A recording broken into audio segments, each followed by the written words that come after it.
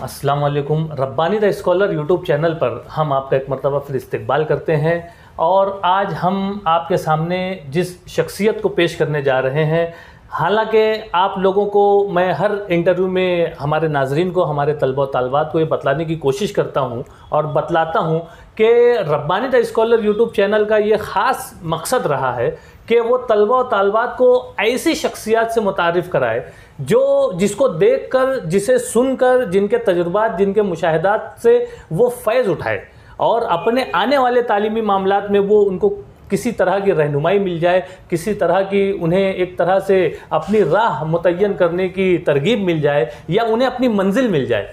आज अल्हम्दुलिल्लाह सुम्मा अल्हम्दुलिल्लाह Rabbani the scholar YouTube channel इस काम में अपनी फ़नकाराना सलाहियत को आप लोगों के सामने पेश कर रहा है और इसका सेहरा ऐसी ही शख्सियत के सर जाता है जो शख्सियत आज हमारे साथ हमारे इस चैनल पर जलवा अफरोज़ है। मेरी मुराद है डॉक्टर अंसारी मोहम्मद अहमद मोहम्मद फ़ारूक साहब।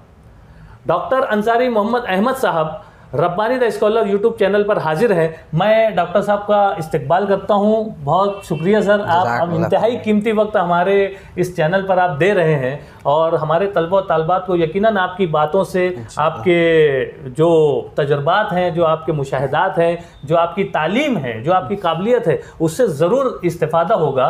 आइए मैं हमारे नाजरीन को बतलाता चलूँ कि डॉक्टर मोहम्मद अहमद साहब मार्वेल मैक्स पैक्स हॉस्पिटल जो कि नयापुरा अहमद मुस्तफ़ा मस्जिद के सामने वाक़ है, वहाँ पर अपनी खिदमात पेश कर रहे हैं और अल्हम्दुलिल्लाह जब से आपने इस हॉस्पिटल का आगाज़ किया है तब से लेकर आज तक और आइंदा भी बेशुमार पेशेंट जो है वो आपसे इस्तिफ़ादा कर रहे हैं और बेहतरीन इलाज करने में आप महारत रखते हैं। मालेगांव शहर के आप अव्वलीन ओरल एंड मैक्सिलोफेशियल सर्जन हैं। ये हमारे शहर के लिए यह सादत की बात है और ख़ास तौर से कौम मुस्लिम में अगर कोई ऐसी तालीमी काबिलियत का हामिल शख्स हमारे दरमियान में मौजूद है तो हमारे लिए सादत की बात है। आइए हम डॉक्टर साहब से चंद बातें करते हैं, चंद सवालात करते हैं। सर, आज आप हमारे Rabbani the scholar YouTube channel पर हाजिर हैं और आप इंतहाई कीमती वक्त हमारे लिए सर्फ कर रहे हैं। मैं चाहूँगा कि आप हमारे तलबा व तालबात को, हमारे नाजरीन को बताएं कि आपने किस तरह से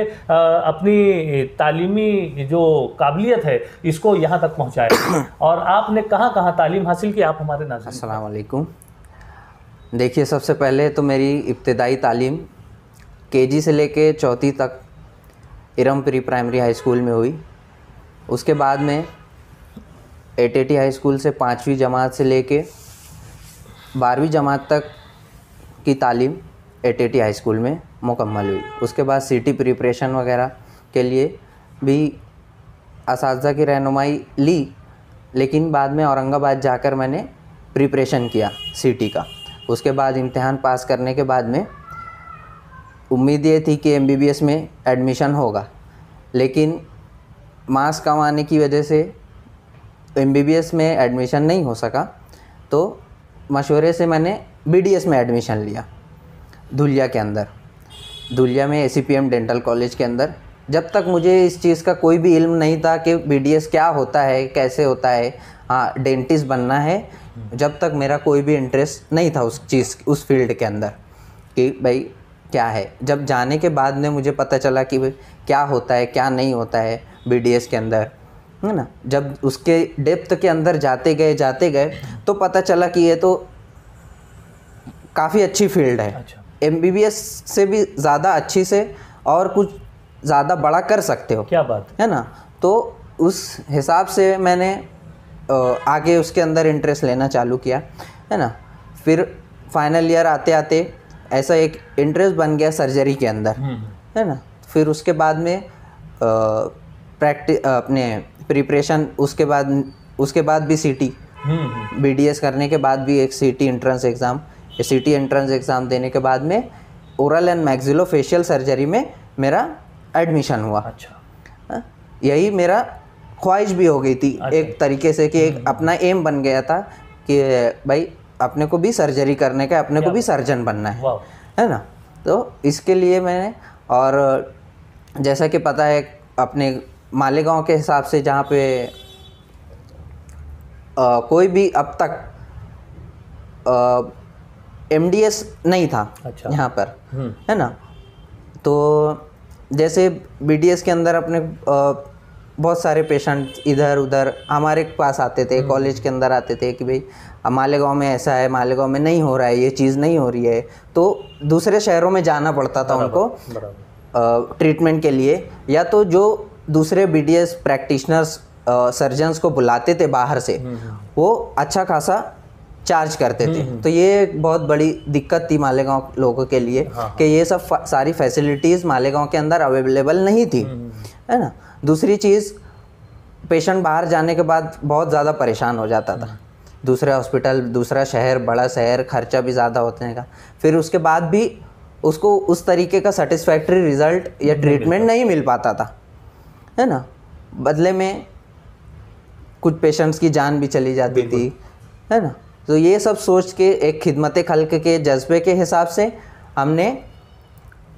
मैंने जैसे आगे तालीमी सफ़र शुरू किया। बेहतरीन बातें बतला रहे हैं हमारे डॉक्टर अंसारी मोहम्मद साहब, और इन्होंने जो बात बतलाई ये हमारे नाजरीन और तलबा और तालबात के लिए इंतहाई कारआमद हो सकती है कि आपने एक मिशन तय किया है कि हम एमबीबीएस में जाएंगे, लेकिन खुदा न खास्ता अगर किसी वजह से अगर हमारा एमबीबीएस में एडमिशन नहीं होता है तो दीगर फील्ड भी आपकी जो है वो कम नहीं है। आप अपनी महारत और अपनी सलाहियत की बुनियाद पर उसमें भी आप अपना नाम और अपना मकाम बना सकते हैं। हमारे सामने मुजस्सम मिसाल मौजूद है डॉक्टर अंसारी मोहम्मद साहब की, जिन्होंने एमबीबीएस में जो उनका मिशन था एमबीबीएस करने का, लेकिन आपको नाम मिलने के बाद भी आप ना उम्मीद नहीं हुए, आप बीडीएस में आपने एडमिशन लिया, उसके बाद उससे आगे की फील्ड आपने एमडीएस किया, एमडीएस करने के बाद आप जो है स्पेशलाइजेशन किया उसमें, और आज आपके सामने ये मौजूद हैं। और मैं बतलाता चलूँ हमारे नाजरीन को कि हाल ही में 2020 में आपको इंडियन बुक ऑफ रिकॉर्ड, जो कि इंडिया का एक माना हुआ वर्ल्ड रिकॉर्ड है, जिसमें आपका नाम जो है वो शामिल किया गया। मैं चाहूँगा डॉक्टर साहब कि आप जो अवार्ड आपको मिला है अभी हाल ही में, और जो आपका नाम जो है इंडियन बुक ऑफ रिकॉर्ड्स में जो दर्ज किया गया है, उसकी तफसील जो है हमारे नाजरीन। देखिए, इंडियन बुक ऑफ रिकॉर्ड्स जो है ये एक अदारा है जो वर्ल्ड रिकॉर्ड या इंडिया के अंदर जो भी एक्स्ट्रा ऑर्डिनरी चीज़ होती है उस चीज़ को वो रजिस्टर करते हैं अपने नाम से कि भाई इसने ये काम किया है, इसने ये काम किया है। अच्छा। इसके हिसाब से जैसे एशिया बुक ऑफ रिकॉर्ड्स आता है, यही अदारे के अंडर में एशिया बुक ऑफ रिकॉर्ड्स आता है। तो ये लोग क्रिटिसाइज़ करते हैं हर चीज़ को, एनालाइज करते हैं अपनी चीज़ों की क्या चीज़ इस रिकॉर्ड के अंदर रखना चाहिए, क्या चीज़ नहीं रखना चाहिए, है ना, उसके हिसाब से ये अवार्ड्स दिए जाते हैं। मुझे जो अवार्ड दिया गया है ये record India book of record किस बिना पर दिया गया है कि मैंने अक्कल दाढ़ का जो बोलते हैं विजडम टूथ उसका एक्सट्रैक्शन, है ना, जैसे अक्कल दाढ़ का एक्सट्रैक्शन जो है एक अभी आम बात हो गई है, जैसे सर्जरी करके उस दांत को निकाला जाता है, उसके लिए कम से कम 20 mm से लेके 25 mm तक या उससे ज़्यादा मुंह का खुलना बहुत ज़रूरी है, तो ही आप अपने उसको निकाल सकते हो, ठीक है। लेकिन ये केस के अंदर जो मैंने किया है उसके अंदर पेशेंट का मुंह सिर्फ 10 mm खुलता था। अच्छा। और उस दांत को मैंने बिना सर्जरी के निकाला है। तो इस बिना पर इंडियन बुक ऑफ रिकॉर्ड ने मुझे उनकी बुक के अंदर जगह दी। मालेगांव शहर के लिए ये एजाज़ की बात है कि मालेगांव शहर का इल्म जो कि अपने तालिब इल्मी के दौर में भी बेशुमार अचीवमेंट हासिल करता है, लेकिन जब वो अमली मैदान में अपने कदमों को जमाता है तो अमली मैदान में भी वो किसी भी कामयाब तरीन शख्स से पीछे नहीं है, वो अपने अमली। यहाँ पर आपने एक बहुत ही अच्छी बात बोली है कि भाई जो तालीमी मैदान में एक एजुकेशनल लाइफ होती है, एक प्रैक्टिकल लाइफ होती है ना। ऐसा ज़रूरी नहीं होता कि एजुकेशनल लाइफ के अंदर जो बहुत ज़्यादा आगे रहेगा, जो हमेशा क्लास में फर्स्ट आएगा, जो हमेशा टॉप करेगा वही कुछ करेगा, है ना। अकॉर्डिंग टू डॉक्टर फारानी, अगर कोई कॉलेज का टॉपर रहता है तो अच्छा प्रैक्टिशनर नहीं रह सकता। हमेशा मुझे वो एडवाइस करते थे तू टॉप मत करना, जो टॉप करता है वो अच्छा प्रैक्टिशनर नहीं रहता है। तो ये बातें तमाम तलबा और तालबात को सीखने की चीज़ है कि भाई मैं भी बहुत ज़्यादा टॉप कर स्टूडेंट नहीं था, मैं एवरेज स्टूडेंट था अपनी तालिब इल्मी के ज़माने में, है ना। तो ये सारी चीज़ें, और जिस फील्ड के अंदर आप जाओ, what ever field you choose, है ना, तो उसके अंदर आपको ये कोशिश करना है कि आप बेहतर से बेहतर कर सको उसके अंदर, अपनी फील्ड के अंदर। मैं चाहूँगा कि आप हमारे नाज़रीन को बतलाएं कि आप दांतों के अलावा और किन चीज़ों में महारत हासिल किए हुए हैं और अपनी खिदमत पेश कर रहे हैं। देखिए, सबसे पहले तो ओरल एंड मैक्सिलोफेशियल सर्जन, ये बोलना ही बहुत मुश्किल है। तो इसके अंदर क्या चीज़ें आती है ये कैसे पता होगी? क्या इसके अंदर जो आता है, सबसे बेसिक चीज़ जो आती है, ओरल एंड मैक्सिलोफेशियल सर्जन का जो काम होता है वो अक्कल दाढ़ की सर्जरी होती है। बाकी दूसरे दांतों की जो इलाज वगैरह है, गांठ हो जाती है, किसी को पैदाइशी होंठ कटे रहते हैं, तालू कटे रहते हैं, उसका इलाज है, दाग धब्बे है, most commonly road traffic accident होता है जिसके अंदर पूरा चेहरा बिगड़ जाता है, जबड़े टूट जाते हैं, उन सब चीज़ों का इलाज है। फिर इसके अंदर और चीज़ें आती है जैसे हेयर ट्रांसप्लांट है, कॉस्मेटिक सर्जरीज है, कोई अपना झुर्रियाँ मिटाना है या कोई दाग धब्बे है, पिछले टाँके वगैरह के निशानात है ना, वो सब कम करना है। तो ये सब चीज़ों का इलाज होता है। और इसके अंदर एक बहुत और चीज़ ये है कि ओरल कैंसर बहुत ज़्यादा बढ़ते जा रहा है अपने मुस्लिम समाज के अंदर, अपने मालेगांव के अंदर। इसके अंदर बेदारी की बहुत ज़रूरत है मालेगांव के अंदर। जो नशा नौजवान नस्ल के अंदर जो है, गुटखा, बीड़ी, तंबाकू का जो है, इसके लिए आज के दौर में तो समझ लो हम लोग हर हफ्ता 5 से 6 केसेस, नए केसेस अपने समाज के अंदर कैंसर के, ओरल कैंसर के देख रहे हैं। तो ये इस सब चीज़ों के ऊपर बहुत ज़्यादा बेदारी की ज़रूरत है। नौजवान नस्लों को इस सब चीज़ों से बचाने की ज़रूरत है। बहुत ही अच्छी बात बतलाई। मौजूदा दौर में मुसलमान कौम के लिए, ख़ास तौर से हमारे नौजवान नस्ल के लिए जो बेदारी का मुजाहरा होना चाहिए समाज में, वो बेदारी का मुजाहरा नहीं हो रहा है। और डॉक्टर साहब ने समाज की नब्ज़ को पकड़कर ये बात यहाँ पर कही है कि वाकई में हमारे नौजवान आज गुटखा है, बीड़ी है और दिगर तंबाकू से बनी हुई अशिया है, और उसके अलावा जो नशा आवर जो अद्वियात हैं, इसका इस्तेमाल करके अपने आप को, अपनी ज़िंदगी को, अपने पूरे समाज को जो है वो तबाह व बर्बाद कर रहे हैं। बहुत ही अच्छा मैसेज दिया डॉक्टर साहब ने, अपनी बातों के साथ, अपने काम के साथ जो है वो इस समाज पर भी निगाह रखे हुए हैं। ये बहुत ही अच्छी अलामत है। हमारे समाज के हर डॉक्टर को अपने समाज से जुड़े हुए मसाइल से भी जुड़कर काम करने की ज़रूरत है। बेहतरीन मैसेज दिया डॉक्टर साहब आपने। आप हमारे नाज़रीन को ये बतलाएं कि आप की जो तालीमी काबिलियत रही है, आपने जहाँ जहाँ पर भी तालीम हासिल की, तो क्या आपको अपने तालिबे इल्मी के ज़माने में कुछ अचीवमेंट मिले हैं या कुछ एजाज़ात मिले हैं, वो हमारे नाजरीन को, हमारे तलबा तालिबात को सर्जरी के अंदर इंस्ट्रूमेंट्स बनाए, है ना, वो इंस्ट्रूमेंट्स को मैंने पेटेंट किया इंडियन बुक ऑफ पेटेंसी के अंदर। क्या बात है ना। वो अभी इसके अंदर पेटेंट करने के बाद में वो चीज़ का क्या हुआ कि आज जो हम लोग सर्जरी करते हैं उसके अंदर मेरे नाम के इंस्ट्रूमेंट्स यूज़ होते हैं। बहुत बड़ी बात है, क्या बात है ना। और जो दूसरी सारी कॉलेज टाइम में जो पेशेंट्स के ऊपर स्टडीज़ है, वो सब स्टडीज़ को मैंने आर्टिकल बनाए। अच्छा। है ना। तो आज के दिन 10 से ज़ायद आर्टिकल जो है इंटरनेशनल पब्लिकेशंस के अंदर मेरे शाये हो चुके हैं। क्या बात है, वाह वाह वाह, जो स्टडीज है, हाँ, वो सब बेसिस के ऊपर मुझे 2018 के अंदर best PG student of the year all over India level पे इंडियन प्रोफेशनल हेल्थ अवार्ड के मातहत मुझे best PG student of the year 2018 ये दिया गया। अच्छा। और सारी रिसर्च के अंदर मुझे एक्सेलेंस इन डेंटल रिसर्च का ये एक अवार्ड उन्होंने दिया। अच्छा। ये 2 अवार्ड उन्होंने 2018 के अंदर ऑल ओवर इंडिया लेवल पे दिए। जो इंटरनेशनल पब्लिकेशंस थे उसके बेसिस पे मुझे इमर्जिंग रिसर्चर 2019 का ये अवार्ड इंटरनेशनल लेवल पे मुझे मिला। और इसी के साथ साथ जैसे ज़माना आगे तरक्की करते जा रहे हैं, मोबाइल का दौर है, ये है, तो उसके अंदर मैंने सॉफ्टवेयर्स बनाए। अच्छा। जो कि हमारी सर्जरी जो होती है वो आपको बता देगा कि इसकी सर्जरी किस तरीके से करनी है, ये कितनी मुश्किल होगी या कितनी आसान होगी। क्या बात, वाह वाह।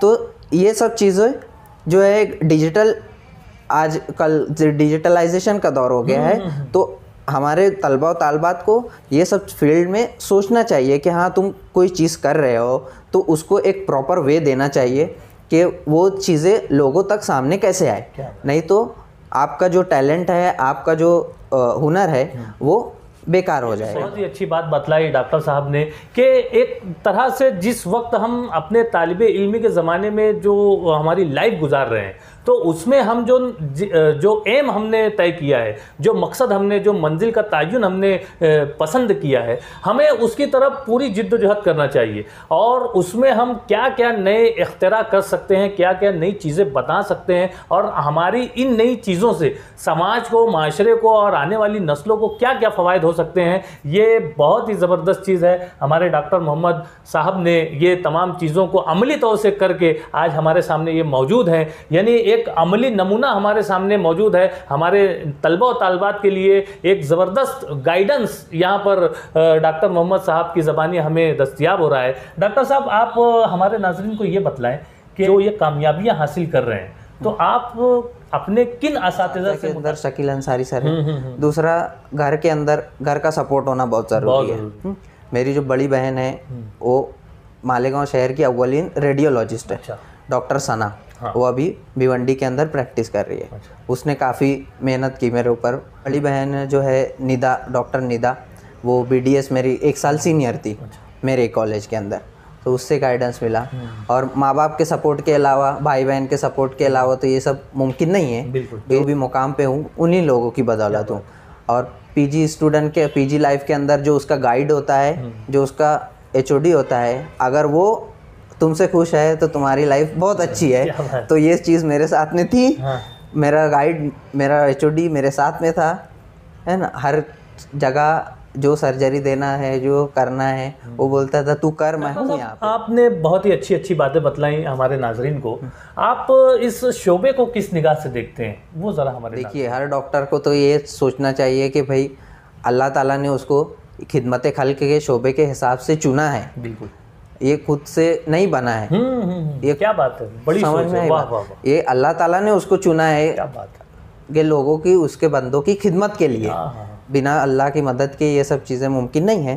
तो प्राइमरी एम होना चाहिए हर डॉक्टर का कि वो खिदमत खल्क का हो। बाकी तो अर्निंग वगैरह है, फिर वो तो होते रहता है, वो अल्लाह की तरफ से रिस्क देने वाला अल्लाह है। अब बस एक ये रिक्वेस्ट है मेरी कि हर जो भी प्रैक्टिशनर है मालेकुम, ये इथिकल प्रैक्टिस छोड़ के दूसरी प्रैक्टिस। अच्छा पैगाम दिया डॉक्टर मोहम्मद साहब ने। सर आप मुझको ये बतलाएं कि मौजूदा दौर में इस जो तरीका इलाज चल रहा है तो क्या आप इससे मुतमईन हैं? हर फील्ड के अंदर वक्त के साथ में जिद्दत लाने की ज़रूरत होती है। इसी तरह यही जो तरीका इलाज है हमारा आज भी वो सदियों पुराना है ना। तो हमारी ये कोशिश है कि हर तरीके से जो चीज़ एडवांस चीज़ें आई है सर्जरी के अंदर है, तरीके इलाज के अंदर है, मशीनरीज़ है, जितनी भी एडवांस टेक्नोलॉजीज़ आई हुई है वो सारी चीज़ें हमारे हॉस्पिटल के अंदर लाने का बहुत सारी चीज़ें हैं, बहुत सारी चीज़ें लाना है। जैसे लेज़र का सेंटर नहीं है, है ना, वो लेज़र का सेंटर इंशाल्लाह अगले महीने से अपने हॉस्पिटल के अंदर चालू हो जाएगा। दूसरा मेरा जो है, मैं पहला अव्वलीन मैक्सिलोफेशियल सर्जन तो हूँ ही, साथ में हेयर ट्रांसप्लांटोलॉजिस्ट भी हूँ मालेगांव का। अपना हॉस्पिटल के अंदर पहला हेयर ट्रांसप्लांट सेंटर जो है। डॉक्टर साहब आप हमारे नाज़रीन को ये बतलाएं कि आपके अज़ाइम क्या है, मुस्तकबिल में आप और मज़ीद क्या क्या करना चाहते हैं वो हमारे। अभी तो फ़िलहाल जो चीज़ें मालेगांव में नहीं होती थी, जो सर्जरीज़ मालेगांव के अंदर नहीं होती थी, मेरे आने की वजह से वो सारी चीज़ें शुरू हुई है अल्हम्दुलिल्लाह, है ना। पेशेंट को बाहर जाना नहीं पड़ रहा है। यहाँ के जो भी सर्जरीज़ के चेहरे के ताल्लुक़ से जो भी पेशेंट्स वगैरह है वो चीज़ें यहीं पे ऑपरेट हो जा रही है। और बहुत सी जदीद टेक्नोलॉजीज़ जो हम लोग अपने हॉस्पिटल के अंदर लाए हैं, लेकिन बहुत सारी चीज़ें अभी तक नहीं ला पाए। जैसे लेज़र हो गया, है ना, लेज़र से आजकल बहुत सारी सर्जरीज़ हो रही है। तो ये सब एडवांस मशीनरीज़, एडवांस तरीक़ाकार इलाज जो है वो सारी चीज़ें हमें और भी अपग्रेड होना है। जैसे वक्त के साथ साथ उसको उस चीज़ों को भी अपग्रेड होते रहना है। ये नहीं कि भाई अपन जो सीख चुके हैं बस उसको ही लेके कंटिन्यू करते रहो। ज़माना बहुत तेज़ी से जा रहा है, उसके साथ चलने की ज़रूरत है। बेहतरीन मैसेज दिया डॉक्टर साहब ने कि ज़माने से हम कदम होकर चलना, ये एक तरह से। और जिस तरह से मेडिकल फील्ड में रोज़ाना जो जिद्दत आ रही है, जो नए नए तरीक़े इलाज आ रहे हैं, जो नई नई मशीनरीज आ रही हैं, और ये बेहतरीन अज़्म है डॉक्टर साहब का कि मालेगांव शहर जो कि आम तौर से देखा जाए तो तालीमी मामलात में और माशी तौर पर भी ये थोड़ा सा कमज़ोर शहर माना जाता है। ऐसे शहर में कमज़ोर लोगों के दरमियान में खिदमत खल्क के जज्बे से सरशार अगर कोई डॉक्टर अपने नए अज़ाइम के साथ, नए हौसलों के साथ अगर वो आगे बढ़ने की कोशिश करता है तो यकीनन उसकी सताइश की जानी चाहिए, उसकी सराहना की जानी चाहिए। और Rabbani the scholar YouTube channel का यही खासा रहा है कि वो हर ऐसे अचीवमेंट हासिल करने वाले और हर ऐसे तालिब इल्म और हर ऐसे अमली मैदान में कामयाब अशखास को अपने नाजरीन के सामने पेश कर रहा है, जिसकी मिसाल डॉक्टर मोहम्मद अहमद साहब आज हमारे सामने मौजूद हैं। हम इनका बेपनाह शुक्रिया अदा करते हैं कि इन्होंने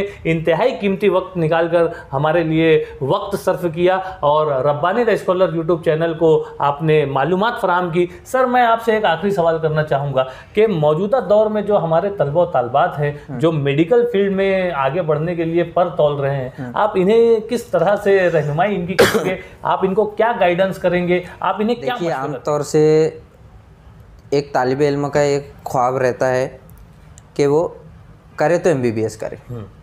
आज देखा जा रहा है कि लोग करोड़ों रुपए डोनेशन भर के अपने बच्चों को MBBS में एडमिशन दिला रहे हैं, जब एक चीज़ छोड़ के दूसरी चीज़ के ऊपर फोकस नहीं कर रहे।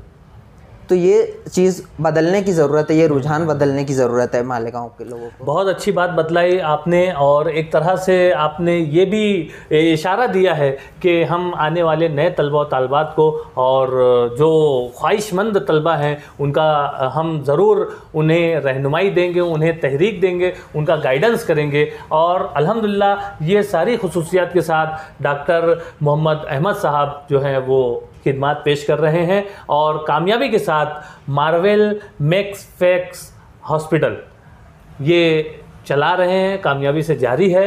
बहुत शुक्रिया डॉक्टर साहब, आपने हमारे इस चैनल के लिए आपका अपना कीमती वक्त दिया। बहुत शुक्रिया। खुदा हाफ़िज़।